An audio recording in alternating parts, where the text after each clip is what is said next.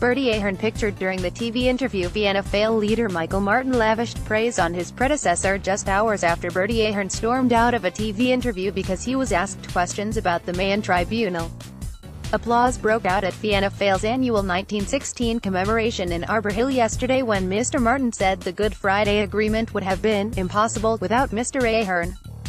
He said the process towards ending armed conflict in Northern Ireland reached a dramatic high point 20 years ago this month with the signing of the Good Friday Agreement.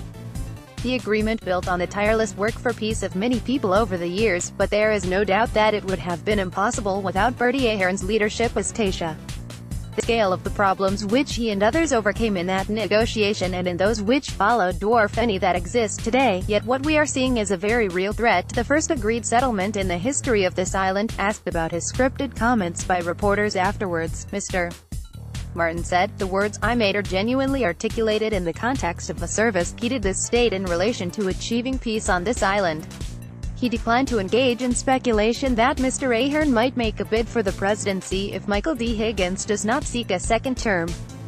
Mr Martin said he didn't believe a presidential campaign from the ex-Taoiseach was on the agenda.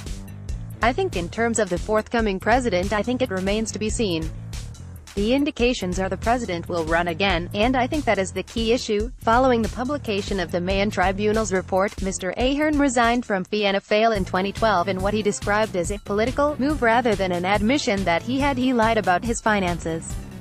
The tribunal did not find the former Taoiseach to be corrupt but said much of the explanation provided by Mr Ahern as to the source of substantial funds was untrue. He has always maintained he did nothing wrong, citing dig-outs from friends to help him cover legal bills after his divorce as an income stream.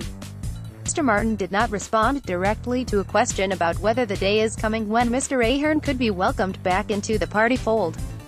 He said it was an extraordinary development to deliver peace, as somebody who grew up in the 70s and 80s listening to a daily diet of bombs and bullets and mayhem and murder. I thought I would never see the day that we would have peace on the island. And it is a great tribute to all of those who contributed to it at the time," he said.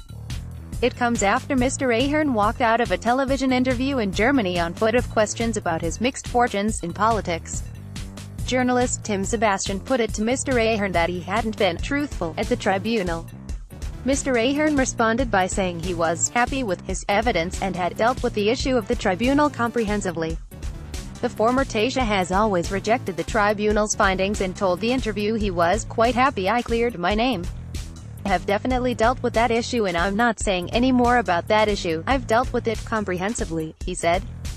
Mr Sebastian changed topic to ask whether Mr Ahern intends to run for as a new Uachtaráin, before saying, "Let me talk about the economic crash." Mr Ahern began to remove his microphone, complaining, "I agreed to meet you on the Good Friday Agreement. We have done that, so we are finished." He shook hands with Mr Sebastian and walked off camera. Irish Independent.